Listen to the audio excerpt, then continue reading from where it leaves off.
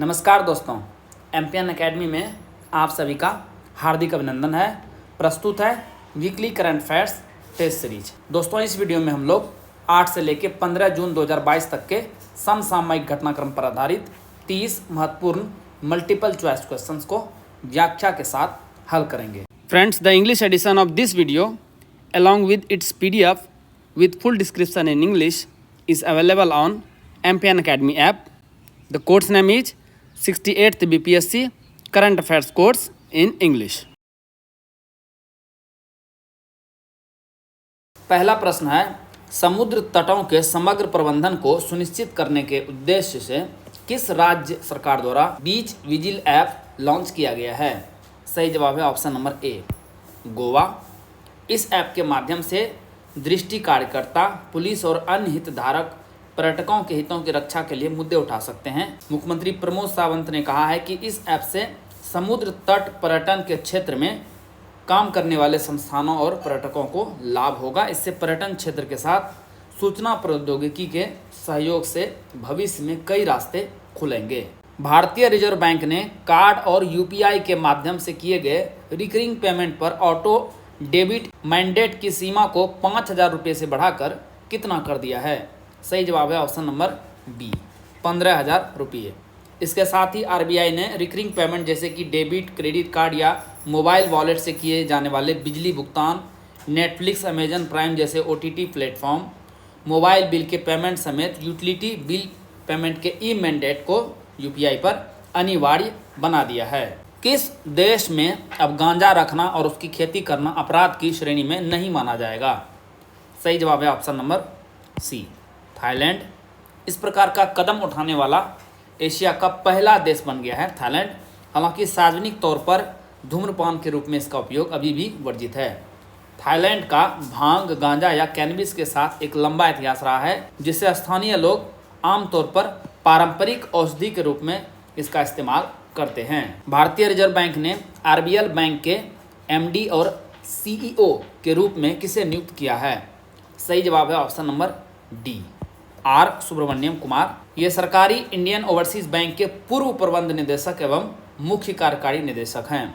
बंधक फाइनेंसर के बोर्ड को हटा दिए जाने के बाद इन्हें दीवान हाउसिंग फाइनेंस कंपनी लिमिटेड का प्रशासक नियुक्त किया गया था। आरबीआई के हस्तक्षेप के कारण विश्ववीर आहूजा ने लगभग 6 महीने बाद इस पद से इस्तीफा दे दिया था। आरबीएल बैंक दिसंबर 2021 में आरबीआई की जांच के दायरे में आ गया था, जिसके बाद नियामक ने अपने सीजीएम योगेश दयाल को 2 साल की अवधि के लिए बैंक के बोर्ड में अतिरिक्त निदेशक नियुक्त किया था। संयुक्त राष्ट्र ग्लोबल कॉम्पैक्ट यूएनजीसी द्वारा मान्यता प्राप्त करने वाले पहले भारतीय कौन बन गए हैं?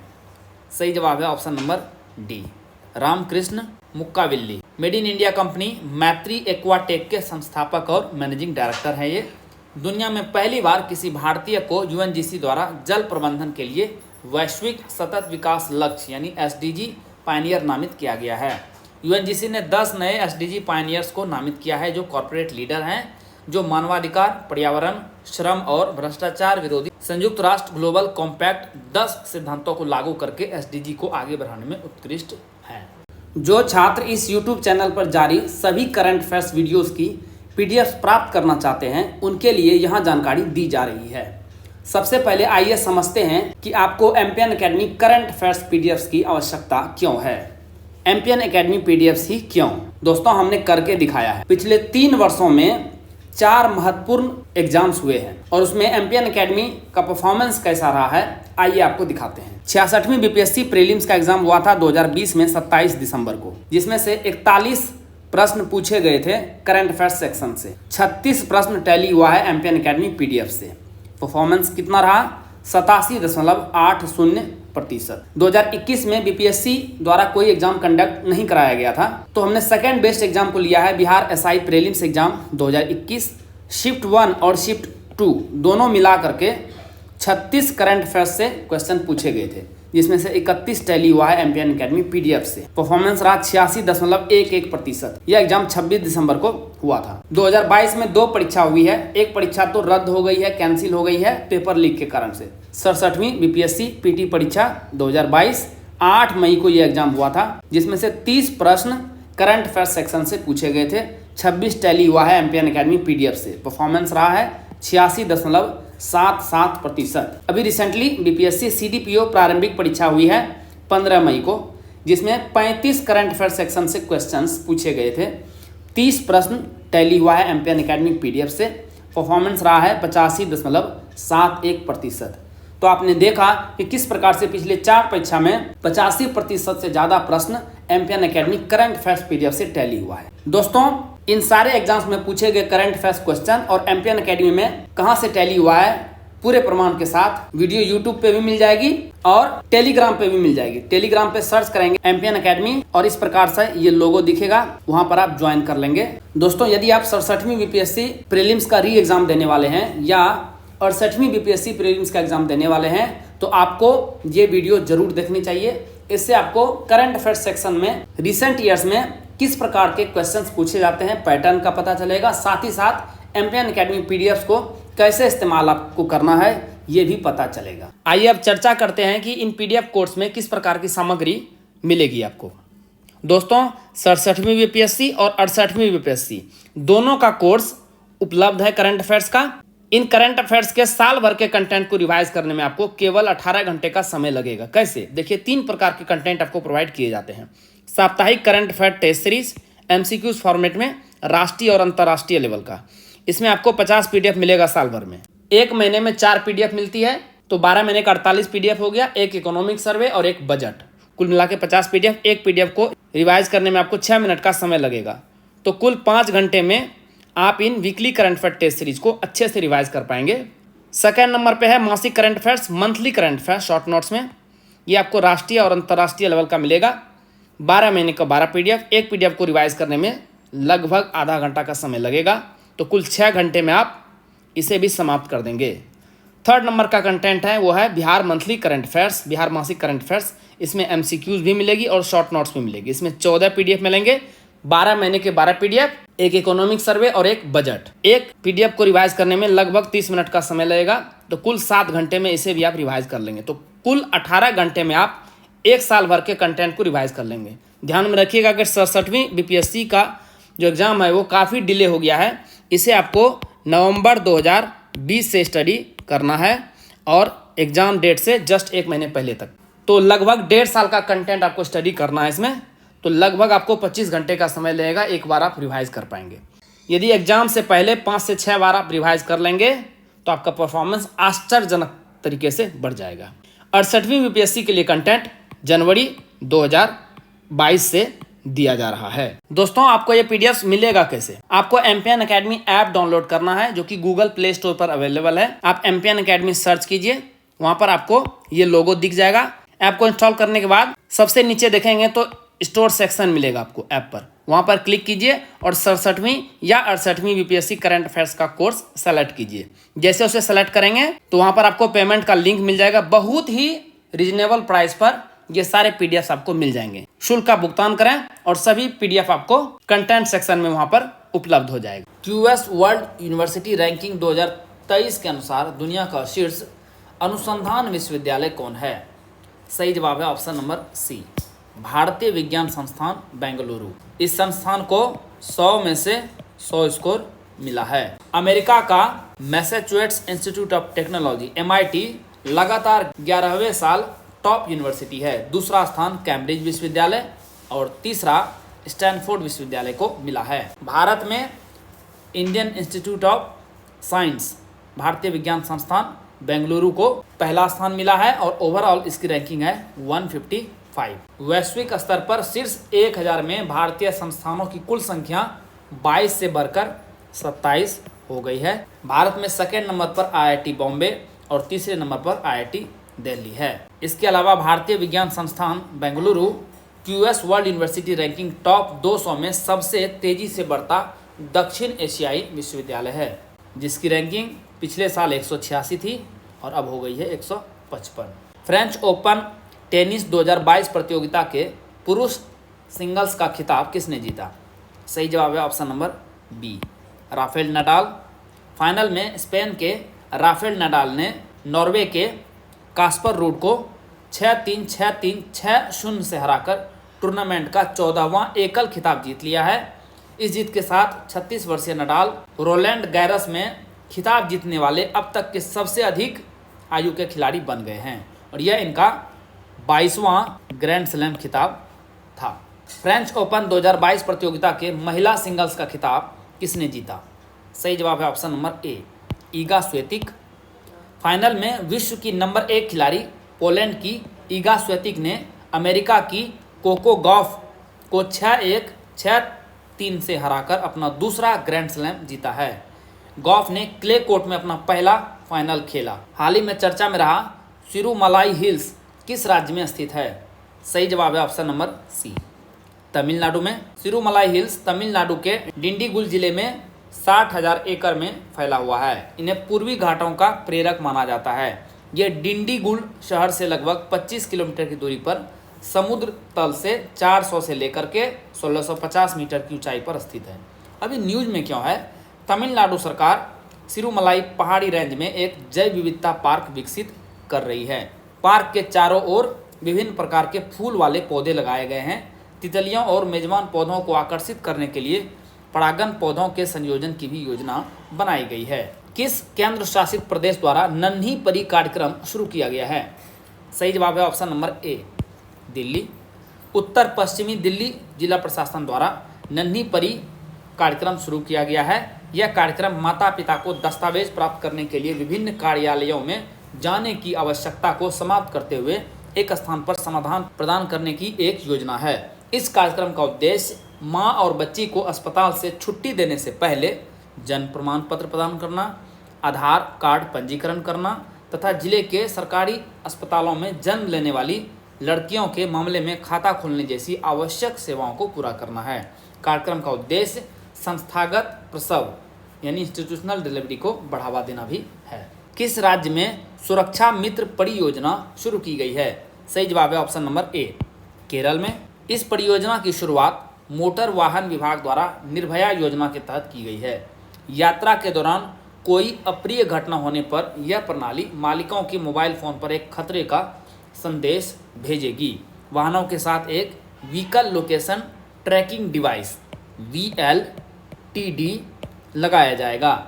यदि वाहन दुर्घटना में शामिल है या यदि चालक वाहन को अधिक गति देता है तो मालिकों को VLTD से अलर्ट SMS प्राप्त होगा। प्रधानमंत्री नरेंद्र मोदी द्वारा किस राज्य में स्थित देहू गांव में संत तुकाराम शिला मंदिर का उद्घाटन किया गया है? सही जवाब है ऑप्शन नंबर बी, महाराष्ट्र। प्रधानमंत्री ने पुणे के पास देहू गांव में जगत गुरु श्री संत तुकाराम महाराज शिला मंदिर का उद्घाटन किया, जो 17वीं शताब्दी के संत को समर्पित है। संत तुकाराम एक वारकरी संत और कवि थे जिन्हें अभंग, भक्ति, कविता और कीर्तन के रूप में जाने वाले आध्यात्मिक गीतों के माध्यम से समुदाय उन्मुख पूजा के लिए जाना जाता है। शिला मंदिर एक पत्थर के स्लैब को समर्पित मंदिर है जिस पर संत तुकाराम ने 13 दिनों तक ध्यान किया था। तुकाराम की शिक्षाओं को वेदांत आधारित माना जाता था। तुकाराम ने अपने अभंग साहित्य में 4 और लोगों का उल्लेख किया है जिनका उनके आध्यात्मिक विकास पर बड़ा प्रभाव पड़ा था। ये 4 व्यक्ति कौन हैं? भक्ति संत नामदेव, ज्ञानेश्वर, कबीर और एकनाथ। जून 2022 के दूसरे सप्ताह में भारतीय रिजर्व बैंक द्वारा रेपो दर में कितने बेसिस पॉइंट की बढ़ोतरी की गई है? सही जवाब है option number C, 50 basis point की। RBI के गवर्नर शक्तिकांत दास ने 8 जून को रेपो दर में 50 बेसिस पॉइंट की बढ़ोतरी की घोषणा किया है। इसके बाद रेपो दर बढ़कर हो गया है 4.9%। इससे पहले RBI ने 4 मई को भी अचानक रेपो रेट में 40 बेसिस पॉइंट की बढ़ोतरी की थी। RBI की ओर से रिटेल महंगाई दर अप्रैल-जून की तिमाही में 7.5% रहने का अनुमान जाहिर किया गया है। दूसरी तिमाही के दौरान रिटेल महंगाई दर 7.4% रहेगी। अप्रैल 2022 में थोक महंगाई की दर यानी होलसेल इन्फ्लेशन रेट बढ़कर 15.08% हो गई थी, जो दिसंबर 1998 के बाद सबसे अधिक था। इंस्टाग्राम पर 20 करोड़ फॉलोअर्स के आंकड़े तक पहुंचने वाले भारत के पहले व्यक्ति कौन बन गए हैं? सही जवाब है option number C, Virat Kohli. ये 200 मिलियन फॉलोअर्स के आंकड़े तक पहुंचने वाले विश्व के पहले क्रिकेटर भी हैं। विराट ने बीते साल ही इंस्टाग्राम पर 150 मिलियन फॉलोअर्स प्राप्त करने वाले पहले एशियाई सेलिब्रिटी बनकर इतिहास रचा था। विराट के बाद भारत में देखेंगे तो सेकंड पोजीशन पर है प्रियंका चोपड़ा, जिसके फॉलोअर्स की संख्या 8 करोड़ के लगभग है। तीसरे नंबर पर एक्ट्रेस श्रद्धा कपूर है 7.3 करोड़ के साथ। चौथे नंबर पर नेहा कक्कर पॉप सिंगर 7 करोड़ के साथ। और हमारे प्रधानमंत्री नरेंद्र मोदी 5वें नंबर पर हैं 6.8 करोड़ फॉलोअर्स के साथ। विश्व भर में देखेंगे तो इंस्टाग्राम पर सबसे ज्यादा फॉलो किए जाने वाले पुर्तगाल के स्टार फुटबॉलर क्रिस्टियानो रोनाल्डो हैं, जिसके फॉलोअर्स की संख्या 45 करोड़ है। IMF ने किस भारतीय अर्थशास्त्री को एशिया और प्रशांत विभाग APD का नया निदेशक नियुक्त किया है? सही जवाब है option number D, Krishna Srinivasan. अंतर्राष्ट्रीय मुद्रा कोष IMF की प्रबंध निदेशक क्रिस्टिलिना जॉर्जीवा ने इसकी घोषणा की। देखिए ट्वीट किया गया है इनका इमेज। श्रीनिवासन ने 22 जून को चियांग री का स्थान लिया। भारतीय नागरिक श्रीनिवासन का IMF में 27 साल का लंबा अनुभव रहा है। इन्होंने 1994 में आर्थिक कार्यक्रम के जरिए अपना करियर शुरू किया था। ये वर्तमान में IMF में एशिया और प्रशांत विभाग के उप निदेशक थे। किस राज्य सरकार ने राज्य के खिलाड़ियों को राजीव गांधी खेल रत्न पुरस्कार देने की घोषणा की है? सही जवाब है ऑप्शन नंबर बी, राजस्थान। मुख्यमंत्री अशोक गहलोत ने जयपुर के सवाई मानसिंह स्टेडियम में Rajasthan high performance sports and rehabilitation centre, पुनर्निर्मित सिंथेटिक हॉकी एस्ट्रोटर्फ और बैडमिंटन इंडोर हॉल का उद्घाटन और ओलंपिक तथा पैरालंपिक पदक विजेता एशियाई खेल 2022 और राष्ट्रमंडल खेल 2022 खिलाड़ियों को सम्मानित करते हुए यह घोषणा की। इन्होंने यह भी बताया कि राजीव गांधी ग्रामीण ओलंपिक 29 अगस्त 2022 से शुरू होंगे, जिसमें सभी उम्र के 27 लाख से अधिक खिलाड़ी भाग ले सकते हैं। इन्होंने कार्यक्रम के दौरान ग्रामीण ओलंपिक की मशाल भी जारी की, जिसे तस्वीर में देख सकते हैं। फीफा ई नेशंस कप 2022 का आयोजन किस देश में किया गया? सही जवाब है ऑप्शन नंबर डी, डेनमार्क में। प्रतियोगिता 27 से 30 जुलाई तक डेनमार्क के कोपेनहेगन में खेली गई। न्यूज में क्यों है? भारत ने पहली बार इस प्रतियोगिता के लिए क्वालिफाई किया था। इसमें 3 खिलाड़ियों की टीम शामिल थी, चरणजीत सिंह, सिद्ध चंद्राना और सारांश जैन। भारत ने इस प्रतियोगिता के प्ले ऑफ मुकाबले में कोरिया और मलेशिया को पराजित किया था। भारत 2021 रैंकिंग में इटली, अर्जेंटीना और स्पेन जैसे दिग्गजों से ऊपर 22वें स्थान पर रहा था। इस प्रतियोगिता का विनर कौन रहा? EA स्पोर्ट द्वारा प्रस्तुत इस प्रतियोगिता में ब्राजील विजेता बना। विश्व यूथ वेटलिफ्टिंग चैंपियनशिप 2022 में भारत के लिए स्वर्ण पदक किसने जीता? सही जवाब है ऑप्शन नंबर ए, गुरु नैदू सेनापति। लियोन मैक्सिको में आयोजित IWF विश्व युवा चैंपियनशिप 2022 में 16 वर्षीय भारतीय भारोत्तोलक गुरु नायडू सेनापति स्वर्ण पदक जीतने वाले पहले भारतीय भारोत्तोलक बन गए हैं। इन्होंने लड़कों के 55 किलोग्राम भार वर्ग में कुल 230 किलोग्राम वजन उठाकर स्वर्ण पदक जीता। इस स्पर्धा में सऊदी अरब के अली मजीद ने सिल्वर मेडल और कजाकिस्तान के येरासिल उमरोव ने कांस्य पदक जीता। विश्व यूथ वेटलिफ्टिंग चैंपियनशिप 2022 पदक तालिका में भारत की रैंक क्या रही? सही जवाब है ऑप्शन नंबर डी, 5वां। भारत ने कुल 4 पदक जीता, जिसमें 1 स्वर्ण पदक, 2 रजत और 1 कांस्य पदक था, और कुल मिलाकर के 5वां स्थान हासिल हुआ। भारत की सौम्या एस दलवी ने लड़कियों के 45 किलोग्राम भार वर्ग में कुल 148 किलोग्राम वजन उठाकर कांस्य पदक जीता। 2 रजत पदक विजेता कौन कौन है? विजय प्रजापति और आकांक्षा व्यवहारे। कौन सी नदी रूस और चीन के बीच सीमा बनाती है? सही जवाब है ऑप्शन नंबर ए, अमूर। न्यूज में क्यों है ये? चीन और रूस ने अपने देशों के बीच बने पहले पुल का लोकार्पण किया।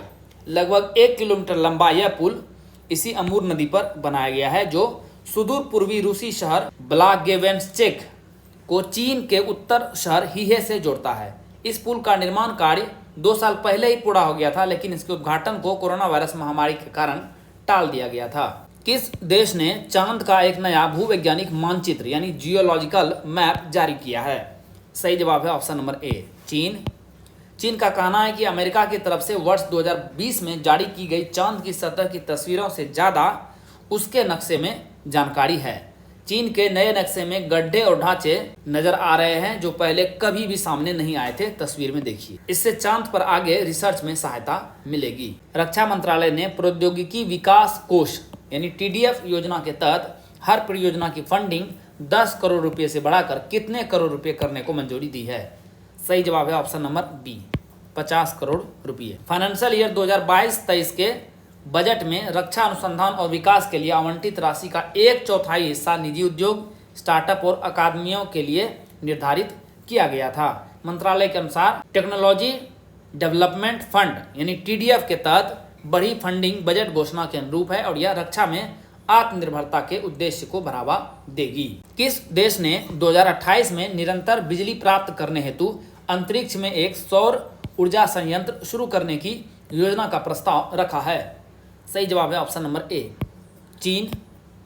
चीन ने अपने solar power plant space station के लिए ट्रायल लॉन्च शुरू करने की घोषणा की है। इस महत्वाकांक्षी प्रोजेक्ट का पहला चरण अपने शेड्यूल से 2 साल पहले यानी 2028 में शुरू कर दिया जाएगा। यह घोषणा करके चीन ने अमेरिका और ब्रिटेन दोनों को पीछे छोड़ने का मन बना लिया है। फिच के अनुसार भारत की वर्तमान सॉवरेन रेटिंग क्या है? सही जवाब है ऑप्शन नंबर ए, BBB-। फिच रेटिंग्स ने सॉवरेन रेटिंग के आउटलुक को निगेटिव से स्टेबल यानी स्थिर कर दिया है। रेटिंग एजेंसी ने 10 जून को कहा कि इसने भारत में तेजी से आर्थिक सुधार की वजह से मध्यम अवधि के दौरान ग्रोथ में गिरावट का जोखिम कम हो गया है। फिच ने आउटलुक को स्टेबल रखने के बावजूद रेटिंग BBB- पर कायम रखा है भारत की। फिच रेटिंग्स ने GDP अनुमान घटाकर 7.8% कर दिया है, जो कि पहले 8.5% रहने का अनुमान था। अग्निपथ भर्ती योजना के तहत युवाओं को सेना में कितने साल के लिए भर्ती की जाएगी? सही जवाब है ऑप्शन नंबर बी, 4 साल। रक्षा मंत्रालय ने भारतीय सेना, भारतीय वायुसेना और भारतीय नौसेना सेना के तीनों अंगों में भर्ती की नई प्रक्रिया अपनाई है, जिसे अग्निपथ योजना का नाम दिया गया है। यह कदम केंद्र सरकार की तरफ से सेना की औसत उम्र कम करने के उद्देश्य से उठाया गया है। इस योजना में 10 हफ्ते से 6 महीने तक की ट्रेनिंग का प्रावधान होगा। पहले साल इन अग्निवीरों को 30,000 रुपये और अंतिम साल चौथे साल 40,000 रुपये प्रति महीने सैलरी दी जाएगी। 4 साल की सेवाएं देने के बाद अग्निवीरों को 10.04 लाख रुपये का सेवानिधि पैकेज दिया जाएगा, जो इनकम टैक्स से फ्री होगा। इसमें शामिल होने की उम्र रखी गई है 17.5 से लेके 21 साल तक। और हाल में युवाओं ने इसके विरोध में हिंसक प्रदर्शन किया था, लेकिन सरकार नहीं मानी। इस योजना को लेकर सरकार आगे बढ़ गई है। विश्व रिकॉर्ड स्कोर के साथ चेटोरॉक्स पैरा शूटिंग विश्व कप 2022 में किस भारतीय ने 2 स्वर्ण पदक जीता है? सही जवाब है option number B, Avani Lekhara. भारतीय निशानेबाजों ने फ्रांस के चेटोरॉक्स में पैरा शूटिंग विश्व कप में 6 स्वर्ण पदक, 5 रजत पदक और 1 कांस्य पदक जीता। स्वर्ण विजेताओं ने पेरिस 2024 पैरालंपिक में भी अपना स्थान सुरक्षित किया। भारतीय शूटर अवनी लेखरा ने 2 स्वर्ण पदक जीता। अवनी ने महिलाओं की 50 मीटर राइफल 3 पोजीशन की SH1 कैटेगरी में और 10 metre air rifle standing SH1 स्पर्धा में 250.6 अंक के विश्व रिकॉर्ड के साथ गोल्ड मेडल अपने नाम किया। NHAI ने रिकॉर्ड 105 घंटे 33 मिनट यानी लगभग 5 दिन में कितने किलोमीटर लंबी बिटुमिनस कंक्रीट रोड का निर्माण कर गिनीज वर्ल्ड रिकॉर्ड में अपना नाम दर्ज कराया है? सही जवाब है ऑप्शन नंबर बी, 75 किलोमीटर। 3 जून 2022 से शुरू हुआ था और 7 जून तक यह कार्यक्रम चला। महाराष्ट्र के पश्चिम विदर्भ में अमरावती और अकोला के बीच NH-53 सेक्शन पर सिंगल लेन की यह परियोजना आजादी का अमृत महोत्सव के तहत पूरी की गई। तो यह गिनीज वर्ल्ड रिकॉर्ड भारतीय राष्ट्रीय राजमार्ग प्राधिकरण NHAI के नाम रहा, जिनका गठन भारतीय राष्ट्रीय राजमार्ग अधिनियम 1988 के तहत किया गया था। कजाकिस्तान में हाल ही में आयोजित बोलाट तुर्लीखानोव कप कुश्ती प्रतियोगिता की पदक तालिका में भारत की रैंक क्या रही? सही जवाब है ऑप्शन नंबर बी, दूसरा। 14 पदकों के साथ ईरान पदक तालिका में शीर्ष पे रहा। भारत 12 पदक जीतकर दूसरे स्थान पर रहा। इसमें कुल 6 स्वर्ण, 1 रजत और 5 कांस्य पदक शामिल है।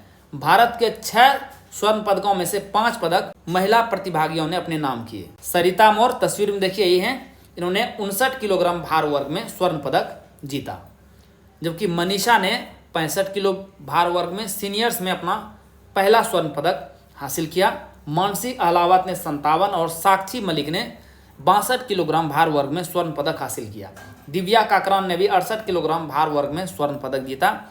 पुरुष वर्ग में अमन सहरावत ने 57 किलोग्राम भार वर्ग में स्वर्ण पदक जीता। चौथे राज्य खाद्य सुरक्षा सूचकांक यानी स्टेट फूड सेफ्टी इंडेक्स 2022 में कौन सा राज्य शीर्ष पर रहा? सही जवाब है ऑप्शन नंबर डी, तमिलनाडु। 7 जून को विश्व खाद्य सुरक्षा दिवस के मौके पर जारी नवीनतम इंडेक्स वित्तीय वर्ष 2021-22 के लिए है। खाद्य सुरक्षा के 5 महत्वपूर्ण मापदंडों पर राज्यों के प्रदर्शन को मापने के लिए FSSAI यानी भारतीय खाद्य सुरक्षा और मानक प्राधिकरण द्वारा यह सूचकांक विकसित किया गया है। संस्था का नाम याद रखिएगा, FSSAI। छोटे राज्यों में गोवा पहले स्थान पर रहा। केंद्र शासित प्रदेशों के मध्य जम्मू कश्मीर ने पहला स्थान हासिल किया। तो लार्ज स्टेट की रैंकिंग ये रही, स्मॉल स्टेट्स की ये और यूनियन टेरिटरी की इस प्रकार से रही। दोस्तों, जैसा कि बताया गया है, इस वीडियो लेक्चर का PDF और इस वीडियो लेक्चर का इंग्लिश एडिशन और साथ में इंग्लिश में फुल डिस्क्रिप्शन के साथ PDF आपको एमपीएन एकेडमी ऐप पर प्राप्त होगा। इन PDF के सहारे आप इस वीडियो लेक्चर को आसानी से 5 से 6 मिनट में रिवाइज कर पाएंगे, जिससे आपका बहुत सारा समय बचेगा, जिसे आप स्टैटिक पोर्शन पर लगा सकते हैं। एमपीएन एकेडमी ऐप का लिंक डिस्क्रिप्शन बॉक्स और पिन कमेंट सेक्शन में मिल जाएगा। चलिए अंतिम प्रश्न को हल करते हैं। भारतीय राष्ट्रीय अंतरिक्ष संवर्धन और प्राधिकरण केंद्र इन स्पेस का मुख्यालय किस शहर में बनाया गया है? सही जवाब है ऑप्शन नंबर डी, अहमदाबाद। प्रधानमंत्री नरेंद्र मोदी ने 10 जून को अहमदाबाद के बोपल में भारतीय इन स्पेस के मुख्यालय का उद्घाटन किया। इसे जून 2020 में केंद्रीय कैबिनेट से मंजूरी प्राप्त हुई थी। इन स्पेस एक नोडल एजेंसी होगी जो अंतरिक्ष गतिविधियों और गैर सरकारी निजी संस्थाओं को अंतरिक्ष से जुड़ी सुविधाओं के उपयोग की अनुमति देगी। तो इस केंद्र का उद्घाटन गुजरात में किया गया है। दोस्तों, इसी के साथ साप्ताहिक करंट फैक्ट्स टेस्ट सीरीज के इस संस्करण को समाप्त करने की आपसे इजाजत चाहूंगा। वीडियो देखने के लिए बहुत बहुत धन्यवाद। Thank you very much. All the best for your exam preparation.